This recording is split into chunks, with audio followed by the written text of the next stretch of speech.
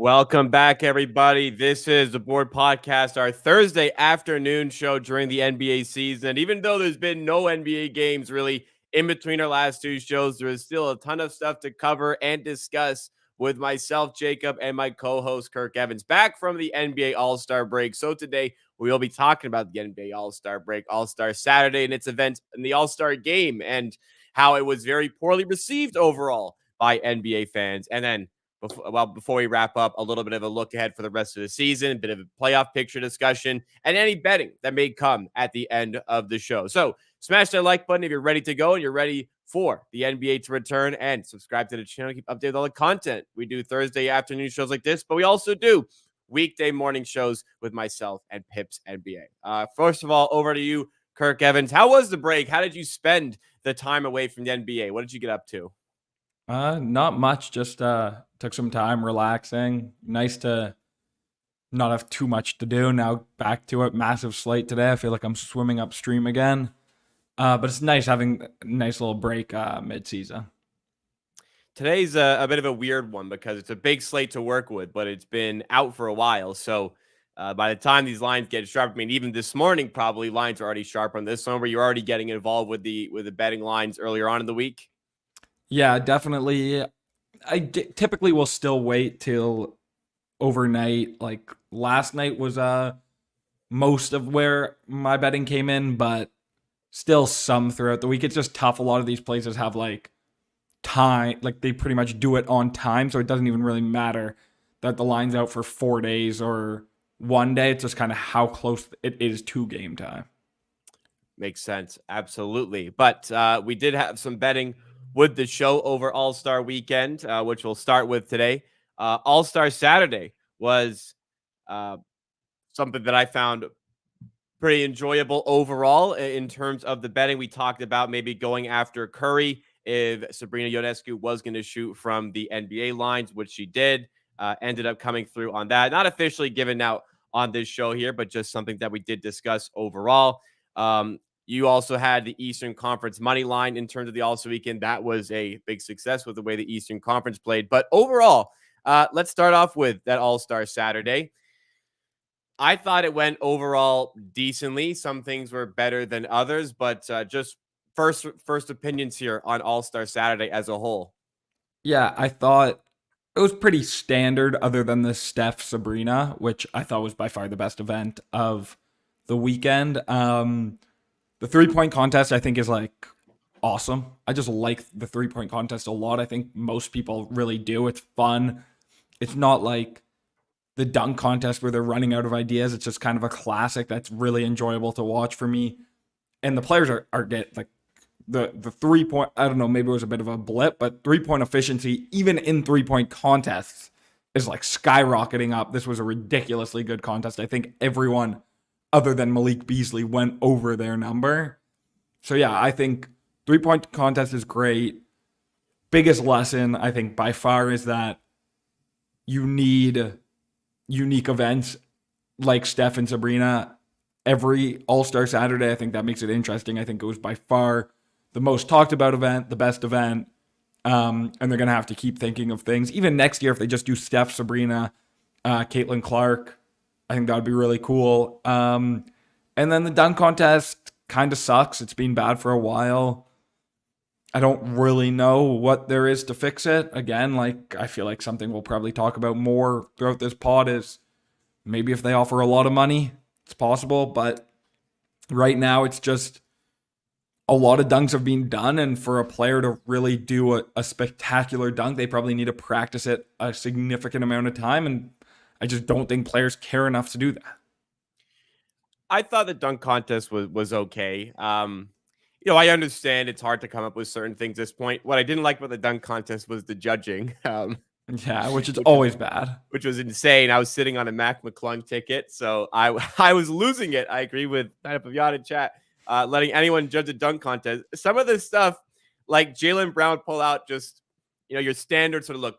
Obviously, speaking for somebody who can't even dunk a basketball, these are all outrageous. But from a dunk contest perspective, he's pulling out some basic dunk packages, getting these ridiculous scores. Meanwhile, like Jacob Toppin had one of the best dunks of the whole event, and he ended up like I don't think he even cracked 47 with that dunk. So Jaylen Brown kind of just did whatever, got his numbers. Mac McClung, I thought, was fine.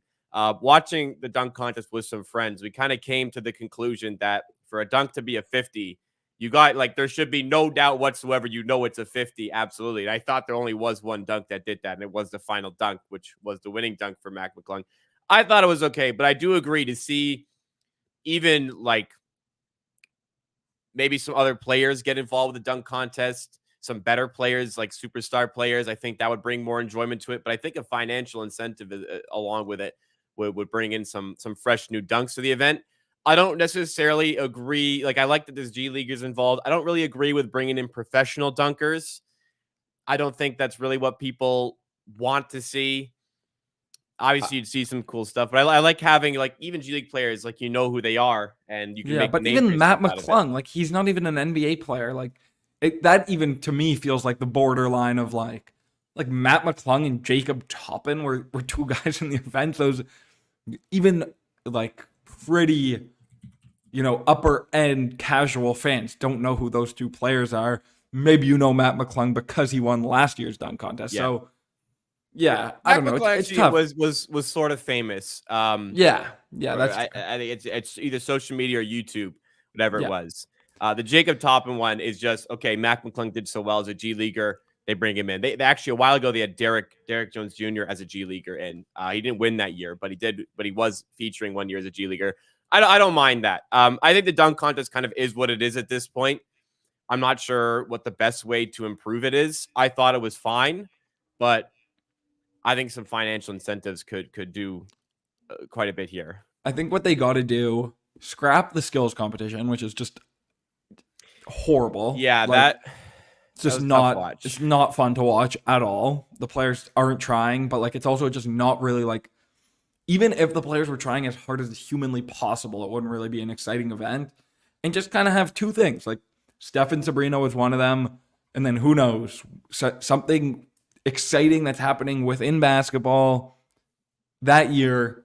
Just toss out a bunch of ideas and do something. Like if players in the league, even if you could do Steph and Sabrina 3-point competition, but like with two players in the league who have been talking a lot of shit to each other throughout the year, like a Dylan Brooks, LeBron James 3-point competition would be hilarious.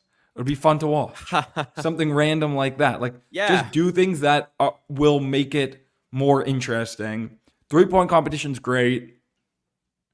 Steph and Sabrina should definitely participate again next year. Just exact same thing. And then dunk contest, I agree. I think it kind of just is what it is. But I think maybe put the dunk contest in the middle of the night so it's not like the end of the night show when everyone just always complains about it. It's a bit long. But I think the relay, or not the relay, the entire skills challenge kind of makes the whole thing quite long because it does take a while. The 3-point contest is great. Dunk contest is fine. I agree. Run it back with something. I don't know if you want to repeat the same thing with Curry and Sabrina. Maybe you get Caitlin Clark involved. Maybe you have WNBA players in the 3-point contest. Yeah. Sabrina Ionescu put up 26 points. That's what Dame put up in the first round and the winning total in the second round. So I think something like that'd be cool. I like that you mentioned like a LeBron versus Brooks 1v1 on threes. I don't think that would ever happen, but maybe if there is some players who want to do a 1v1 event in some capacity, like people have been clamoring for 1v1 tournament, why not just a single 1v1 game to 11 or something like that for anybody who wants to take part in something like that? Not sure there'd be a ton of players who want that, but if you just opened it up to the league, I think random players would be like, yeah, I'm in. Yeah. Maybe you're not an all-star player. Like there's certain players who, I don't know. Some players are extremely skilled, not the best in terms of like NBA quality, but like, guys who dominated college ball who haven't adapted well to the NBA. Like there is a ton of really skilled players in lower parts of rosters. Not saying that make for maybe the greatest television, but hey, a little bit of a 1v1 tournament with these guys. I'm sure they'd love to get involved with NBA All-Star Weekend. I think people would watch that. There's just no way that's not more interesting than the skills competition. I just thought of that. There's no way that's worse than the skills competition. Also, what they could do, another idea is just, and maybe they like it as kind of a 3-day event, but I feel like no one watches the rookie sophomore much anymore. That was the second best event in all of All-Star Weekend. It was great. They were trying hard. Mathurin was talking shit to Ivy. Wemby lost to the G League team. The G League team came out like gangbusters. They were going so hard. Like that's a fun event. You could put that.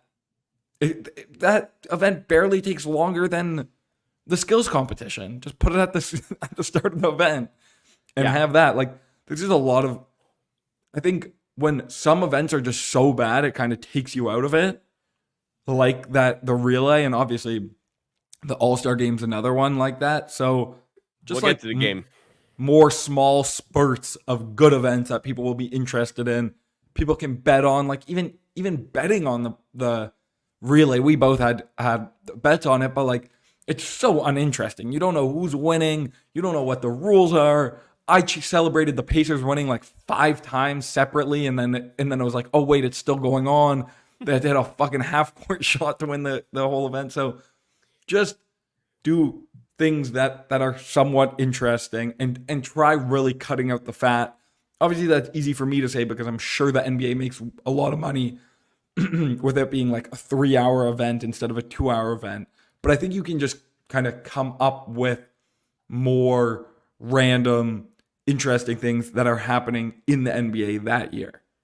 Yeah, agreed. And I think Curry versus Sabrina thing was a good start. Hopefully more to come from that in years to follow. It's been tough for the NBA to follow things up in past, like Mac McClung revived the dunk contest last year. Some people would say tough to follow that up. There was a year where the NBA All-Star Game, they set the point cap of 24 points in the fourth quarter. Then they did that the next year, and there was a blowout, so it didn't matter at all that there was a point cap for the fourth quarter, and they ended up scrapping it. So it's tough to follow things up, but just keeping things fresh is obviously more entertaining. Anybody in the chat, if you have ideas for the All-Star Game, please drop them in, just like Eric has done here. Eric wants to see a fan versus player 1v1. I think this would be funny just once because it would showcase just the astonishing level of difference in quality from an NBA player to a fan. If they could get like, I don't want to be mean, but one of the shorter players in the league to take on like just not a casual basketball player, but maybe even a more serious basketball player 1v1 just to show the extreme levels to play in the NBA. I think something like that would be cool. Again, just fresh ideas. But any questions at all, I'll make note of them and we'll get to them later on in the show. That one's a tough one, but again, it's kind of similar to like the 1v1 idea where someone in the NBA would do it. Exactly. And what you could do is like in Indiana, just have like an event. Okay, we're going to have a massive 1v1 tournament. The winner gets to play at All-Star Weekend, a one-on-one, and that's like a 20-minute event. You'd have to keep it really short because like after a bettor would kind of be like, what is this? But that would be cool. And like, I'm sure there are some really good basketball players in Indiana where like, if the best player at that event like would probably be like a college level player and it wouldn't be like a total joke. Yeah, I agree. I think that's again. I think that's a pretty good idea as well. You just spice it up with this sort of thing for All-Star Weekend. Again, just keeping it fresh is the key here. Let's go to the game. This is where it's kind of tough to keep things fresh because after all, it is just a game. But NBA All-Star Game, I won't say fell short of expectations because I don't know what people really expect at this point. The game kind of just is what it is at this point. The Eastern Conference wins 211 to 186, a record number of points for an NBA All-Star Game. It was crazy amounts of points. It absolutely smashed the total, and people complained a lot. Me personally, like, you know, I kind of know what the All-Star Game is at this point. It's tough to watch. I don't really pay much attention to it, to be honest. What's your interest level in actually watching the Sunday All-Star Game? If I didn't bet on it, I wouldn't care at all. Right. But there's like I bet a lot on it, honestly. Like I bet a lot of props, a lot of I bet on the side. I did have the total, which was ended up being a big mover and a big loser. But watching it's pretty uninteresting. Other than I will actually have a lot of opinions on this game. All right. One, I think the NBA really wants to like have its cake and eat it too. They're forcing players, or maybe not forcing, but pretty much the massive theme of this season specifically is players are going to play. Players are playing way more. There's essentially no rest in the NBA at this point. It very rarely happens. If you look at actual tagged rest, which obviously sometimes teams manipulate that and will say a player's not playing because it's an ankle, but it's actually rest. But actually tagged rest, pretty much never happens anymore. And I tweeted this out. 8 of the 24 players in this game had a legitimate injury that either they missed a game or were quite close to missing a game in the past week before the All-Star game. So if players are injured and they're playing massive loads, and this is kind of like their All-Star break, I think it's really unlikely that the game is going to be particularly intense. Like, I think if you're forcing players, and look, I get it. Fans obviously want players to play, but it all comes back to the season's too long. But the NBA can't make the season shorter because it will lose them too much revenue. Yep. So the season's too long, but the NBA wants players to play, but they want the intensity to be high, and then they want to come to All-Star break and have the intensity be high. I just really don't see how that expectation could happen. And then also, I do think there were a lot of specific weird, like, randomness in this game that made it even less intense than normal and, like, led to the fourth quarter. Normally there's a fourth quarter bump in intensity, and that just didn't happen. I couldn't get anything out of the fourth quarter. And with a game of this high of a score, there's so much variance that easily blowouts can happen. So it's tough. It's tough to predict these sort of things. I agree with everything you said. I'll add on to why players have no motivation here. All-Star weekend is a grind for these guys. They show up like Thursday or Friday, get a very short break after games end. They have tons and tons and tons of media responsibilities to take care of, living out of a hotel. Listen, they're very nice hotels for sure, but not at home, living out of a hotel, constant media duties, attending maybe All-Star Saturday. It's tough. It's tough on them. It's taxing on them. By the end of the weekend, I'm sure they just want to go home, and then they have a game to play and they don't really want to play in. So I don't know how you give players the motivation to play in this. One thought I had earlier this morning, I kind of want your opinion on, is can you make it 4 teams like you do for the Rising Stars? Make it half court as well with a clear line so that you don't have to run back on defense, kind of black top style. That way you're already set defensively and there's no just easy fast break, easy dunk. I don't know if that motivates players.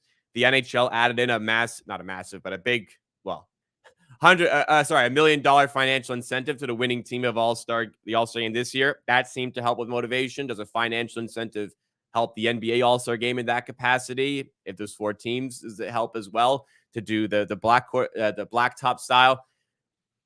A lot of different ideas here. I don't know if they changed anything, but it's clear Adam Silver went into the game expecting players to be motivated to play, and it's clear he was disappointed that that wasn't the case. Any thoughts on those ideas?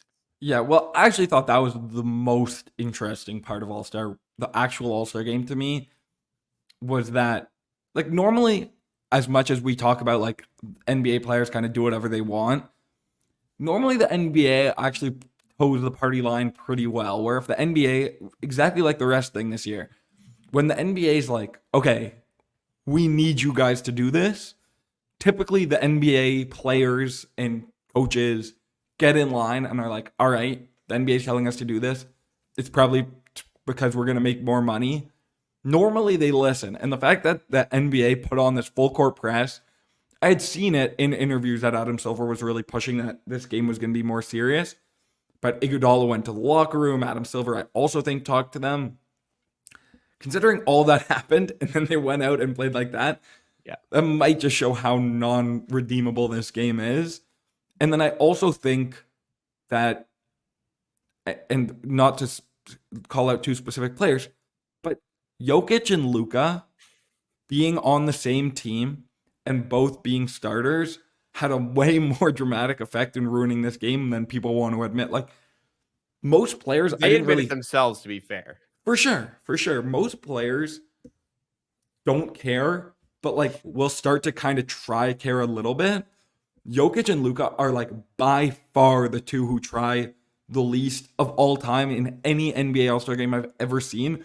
And also the fact that they're really good friends and played with each other. It was like a bet. They were like, neither of us want to shoot. Jokic had, like, wide open layups.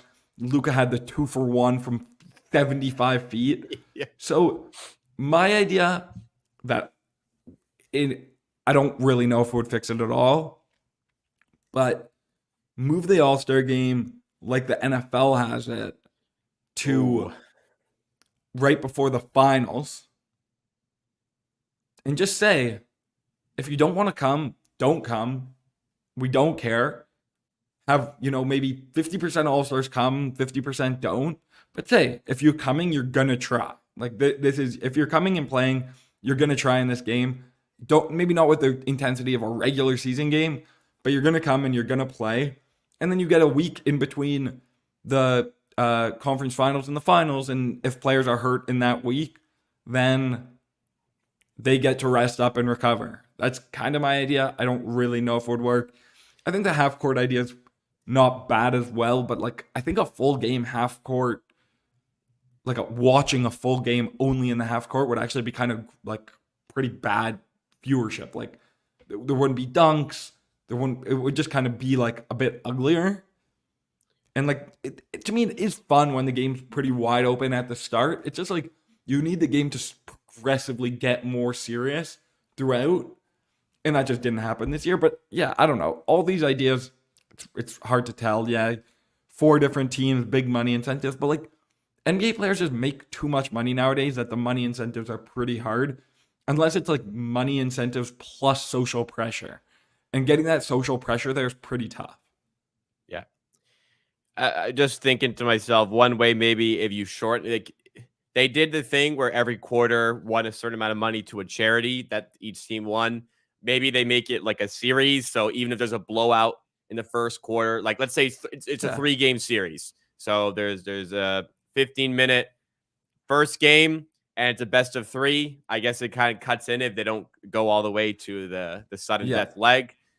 So maybe that doesn't work. It's tough. And again, it just comes down to motivation. I understand why the players aren't motivated to really play in this game. And honestly, the players that try, people can make fun of them. Like Giannis clearly has in the past hunted All-Star game MVPs and people kind of roast him for it. So here's a guy actually trying. Nobody else wants to try. And this player gets a bit of ridicule. Yeah, I would say it's kind of turned though. Like I haven't really heard much about people ripping on Cat, and he put on like an all-time All-Star game performance in this one of like he put up 50 points. He was dunking every possession. Yeah, he's hunting an MVP. Yeah, Lillard as well. I actually had Cat MVP, which hurt. I had Lillard, so good for you. I had Halliburton. I think I got robbed a little bit, but I'm happy for you. I also had Halliburton because Nice. you said on the show, but I didn't give it out anywhere, but I had a private bet on Lillard because I thought, who's gonna shoot from half court? If he makes a few of them, they might just hand it to him. Yeah. So I think mostly the game's just kind of a joke, and it is what it is. But they're going to change it up, and I actually think next year is really going to be the year where, again, they're going to go in really pushing that it has to be serious. Yeah. But who knows? I just also think tell the players to opt out. Jokic and Luka don't want to be there. Just don't come. They're not in any event. They play in the All-Star game and they ruin it. Like, just don't be there. No one actually cares. And Adam Silver, he's all about innovation. He's innovated much of the league, I'd say, pretty successfully. So they're going to work on this for sure. They're not just going to allow this to happen. All right. Enough on the All-Star weekend. I want to go to some questions here because we have a lot of very nice questions in here, very good questions in here from the chat. Then we're going to talk overall about the NBA playoff landscape at the top of the NBA standings. But first of all, a question from Eric came in asking, how does your betting style change in the second half of the NBA season? I'll say for myself on a game-to-game basis, not much, but I really start to investigate awards markets a little bit more, futures markets as a whole, just a little bit less variance for the rest of the season. You have a very good sample size. So for me, not much, but a higher focus on futures markets. How about yourself? Yeah, I just think it becomes really the part of the NBA season where motivation is a massively driving factor. Teams are going to want to lose. There are a lot of teams that are really going to want to lose. So knowing that and knowing which team wins, what seeding games matter, I think those things are really important. Otherwise, pretty similar. And another question here, this one a bit more specific to betting, kind of in line with the future that is on the show here. It's the Jokic MVP, which we have at 270. Right now, Jokic is in the minus 125 to minus 135 range as far as the MVP is concerned. Matthew here in the chat said that he got him at plus 180 and plus 250. But is the price now about right for Jokic to win MVP? I'm seeing minus 120 here on FanDuel. Yeah, I have bet a bit of Shea MVP. I think like plus 180-ish is around. I don't view it as Jokic as this massive clear favorite. Like they could finish 5th in the West, 6th in the West, and Shea's like by far number one in total EPM right now. I think those two things are pretty big factors. I don't really see anyone else winning this award. Maybe Giannis, maybe Luka, but like those guys are like just not really having their team's just not really successful. So it's going to be a weird MVP year. I think it's down to Shea and Jokic. I started betting it at like plus 500. I think that's what it was. All the way, I gave it out on the show. What'd you say? Plus 250? 270 on Jokic. Plus 270. I think I can bet it lower. Joel getting hurt obviously helped us a lot. Now I think it's time to buy a little bit of Shea. Like, I agree. I wouldn't completely close your position, and also you're not getting a full hedge. You know, you can lose both those bets. That's definitely important to know. And I think there are some places starting to open up like Jokic to not win. But I think I would just rather bet Shea because I think Shea has a really good case right now. For my personal position, I'm not betting like huge amounts into these markets. So I'm just going to hold the Jokic ticket, not try to play with it at all. If it loses, so be it. I'm not in a mass position. But if you're like a huge bettor putting massive amounts down, a little bit of a hedge on Shea. I think the price is at the point where I would consider that. But yeah, I just think the price on Shea is pretty good right now. Like I look at it as a pretty much a 2-horse race, and I don't see Jokic as like just a massive favorite over Shea. I would probably say both of them are like in the plus 120 range, and everyone else is kind of pretty far behind. Agreed. Another question comes in from Taylor Ellis saying that they've noticed that some books are very slow to update divisional/player futures, leading to very off-market prices. Is it worth jumping on these, or does account preservation dictate against it? I'll say, from my perspective, first of all, I guess it depends on the style of bettor. If you are seriously beating up the sports book, and that is something that's going to put your account in huge peril, then go ahead. But first of all, I'd have a conversation with myself. You know, am I at the point where I'm seriously getting profiled as a sports bettor? If the answer is maybe, then I probably just go ahead and bet the edges. I would say almost the answer will always be just here, play your edge. If you're a good bettor and you're worried about getting limited, then you might get limited at some point anyway. So bet the edge while you have it. That would be my stance on it. Obviously tough to get accounts and such, but it's tough for me to ignore an edge. So I would play it. What do you think, Kirk? Yeah, I mostly agree with you. Really just depends on, they're kind of like two factors. How good of a bettor are you, and how good are your outs? Really, like if it's a really important out to you, you don't have that many outs, and you're absolutely crushing, then yeah, probably don't play it. But also, you're probably going to want to test a pretty big bet into it if you're going to take it, make it worthwhile. Like if you're betting, if you're beating, let's say, props pretty well, and you can get $1,000 on an NBA prop, but you have a big edge on a division market, but they'll give you $100 on it, and it'll still profile your account. Probably not worth it.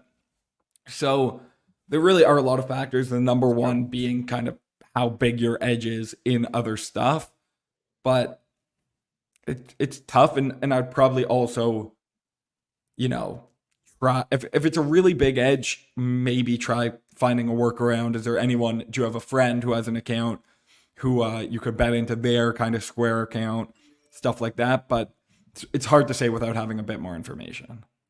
Yeah, variable dependent. I would say the answer almost always for me will be just play it. And I'd say if I don't like I mean this in the most respectful way possible. If there's any sort of doubts about whether or not you're going to get profiled, then probably just go ahead and play it. If you're certain that's something that this is going to get noticed, then you have a conversation with yourself about that. But almost also really depends on what, like if it's BetMGM who has kind of massive edges, or Bet Rivers who's really slow on a lot of stuff, is it worth? And they'll profile you really quick.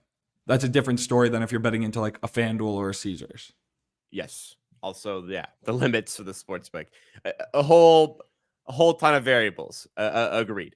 But let's move now into we're back to the NBA here.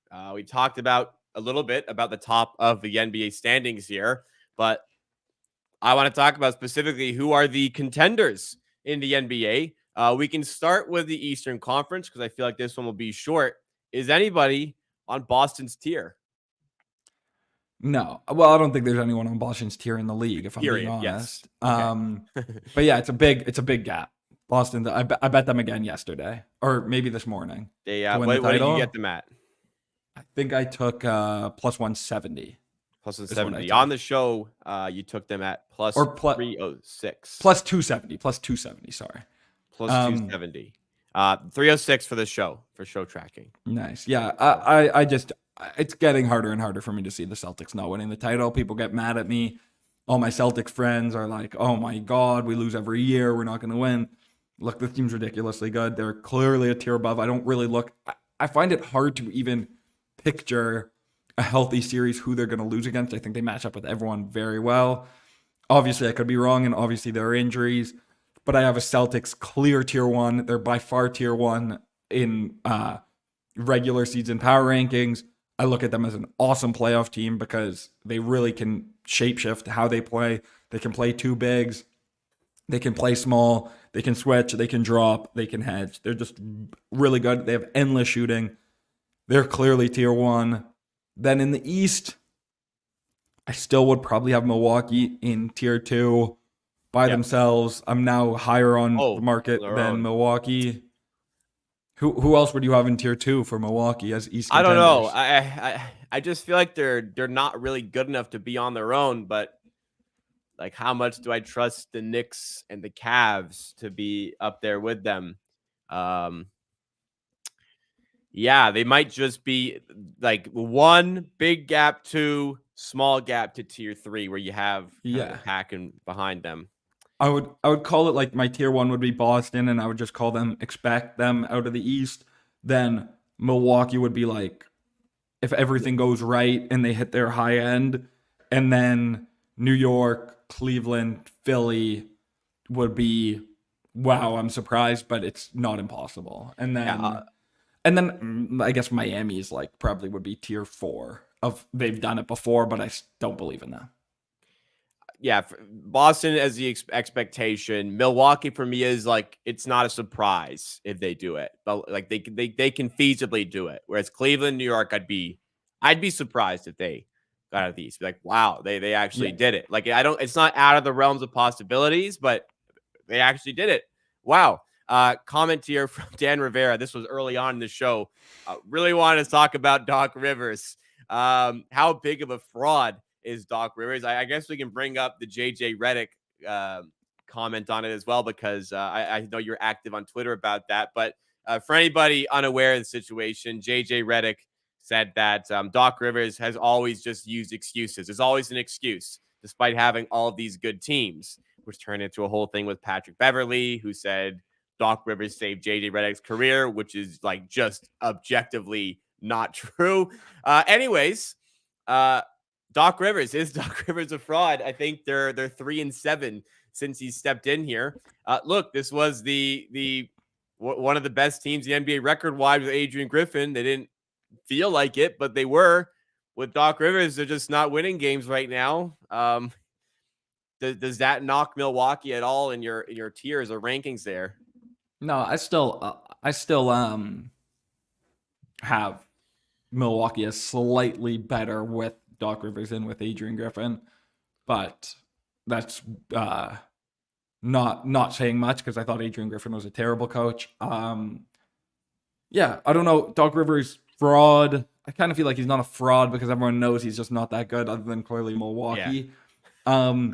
But I feel like we all know these guys in real life, you know, like someone's like, oh, why'd you do that? And they're like, oh, no, but this happened, but you don't, but what about this? He just makes excuses about everything. Like he's kind of like LeBron in the sense that he lies about everything, but also like makes insane excuses. Like He's they're 3-7 under him. He's like, oh, I told them to only hire me at the All-Star break. Yeah, He's I love the consultation tour he's on, where he's made all these consulting moves for various NBA teams, and he's been like pulling the strings behind the scenes everywhere. Oh my god, yeah. it is very funny. I'm He's getting enjoying this. memed. He's getting memed pretty hard. And But he yeah, deserves it.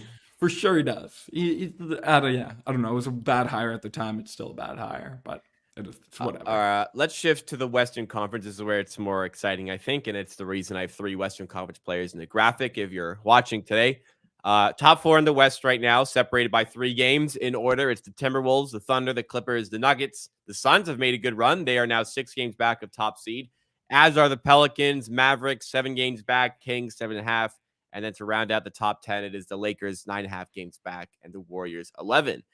Who are on that who is in that top tier for the Western Conference? The Celtics sit alone at the top of the East. Just considering the Western Conference, who is in that top tier, and is that tier above where you would have Milwaukee for any finals? Yes, for sure above Milwaukee.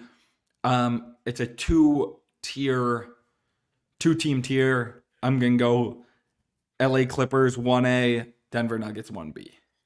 Right. I think the Nuggets to me are like lagging a bit behind, but just for the fact they did it less than a year ago, just kind of reminds you that they can repeat that. But I think this is one of the teams with the most amount of variables. I think the Clippers, the Harden variable in the playoffs is always a thing. The health factor cannot be ignored with this team. I know they've been healthy this season.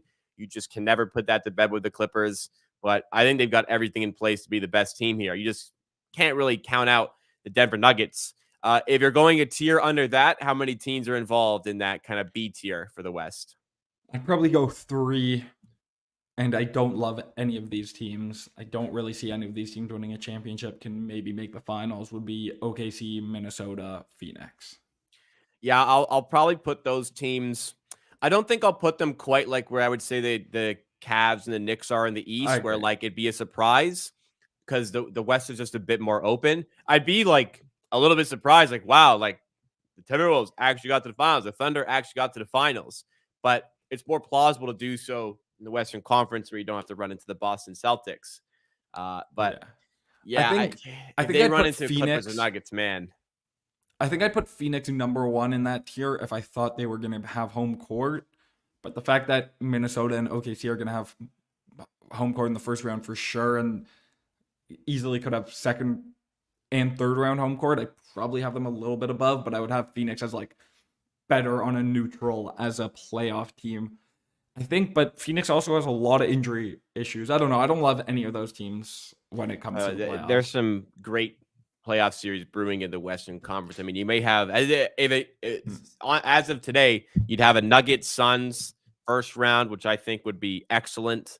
I don't think honestly, whoever the Timberwolves play, I think would make for a pretty good series as well. Like it could end up being the Lakers or the Warriors. That would be a good series. Same with the Thunder. Like the West is going to be extraordinarily competitive I think as it's it going to was be, last year.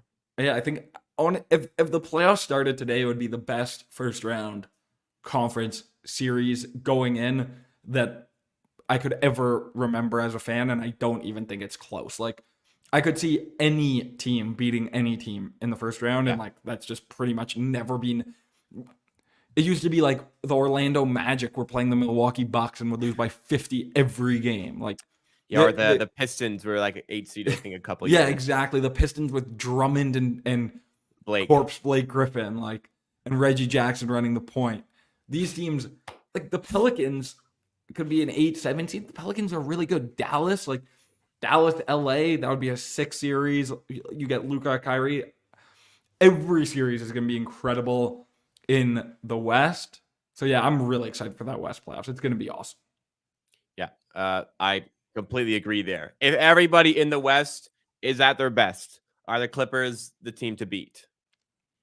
Yeah, I think so. I think so. The Clippers still have a ton of question marks in my mind, but this Denver has been kind of not great all year. I don't look at them as like a classic title team where it was like, oh, they're just like so overwhelmingly good. Like they were pretty good last year in the regular season, then were really good in the playoffs, but definitely got pretty good matchups. And they're also just obviously worse this year. They don't have Bruce Brown, they don't have Jeff Green. Their bench is pretty terrible. So I just have a lot of question marks about every team in the West, and that makes it really fun. Agreed completely on there. And again, the Clippers, there's going to be questions there. The Nuggets, as I said earlier, they've done it. That's the reason I put them as high as I did. All right. To finish off the show, we usually go about 45 minutes here. Any sports betting to take in? I know it was a big slate. Like I said, the lines have been pretty refined as of this point. Remember, they've been out quite a while here. But any betting, any futures that you want to discuss before we head out? So no futures, but I don't know how much is available right now just because Paolo got ruled questionable in some sites I know have pulled him. But I have Cole Anthony over 8.5 points. I think some sites are putting it up. I think FanDuel has it right now. I think DraftKings might have it at -110, but it could be a fake line right now.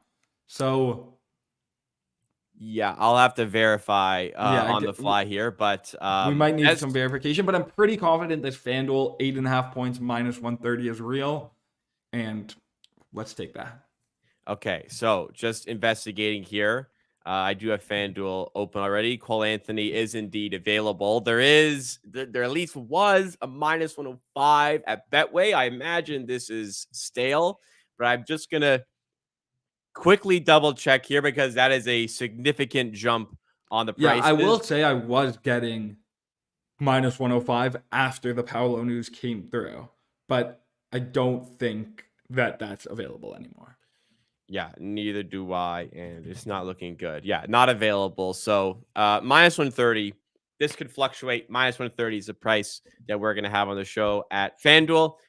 Is that just about as high do you go on that one, or is there any wiggle room overall for that bet? No, I'd probably stay around -130, especially just because it has shifted a All decent right, amount. -130 for Cole Anthony. Is that all for today? Yeah, yeah, that's all I got. All right. I mean, fair enough. The line's been out a while. It's tough. Closing line or like the sharp line is probably usually it's I'd say in the evening, but for a week off like this, Yeah, the sharp lines are probably Thursday morning, this morning. So yeah, we I have the agree. line there for Cole Anthony, -130 to go over 8.5 points against the Cleveland Cavaliers. Any reasoning behind this handicap? Yeah, I just Markel Fultz is out. His minutes were way down with Fultz in, but Fultz is out. And I think Paolo is leaning out. So I think I'd make over 8.5 pretty solid. No Fultz, yes, Paolo, and then no Paolo. He'll be lined at like 12.5. So even if you just have it as a 50-50 proposition, the fair line would be, 9.5, 10.5. All right, so that will do it for the show today. We're back, hopefully, with a bang on the bet today. But regardless, beyond the bet, if you guys did enjoy the show, please make sure you do hit the like button and also subscribe to the channel. We have tons of content here on the Board YouTube channel, weekday morning show with myself and Pips NBA, and the Thursday show with myself and Kirk Evans. And as the NBA starts to get closer to its conclusion on the season, topics will become hotter. So you don't want to miss out. Hit the notification bell as well. Follow us on Twitter at the Board HQ so you're up to date on all the content. And I'll see you tomorrow morning. Myself and Kirk Evans, we're back next Thursday for the show here. Thanks again, everybody, for watching.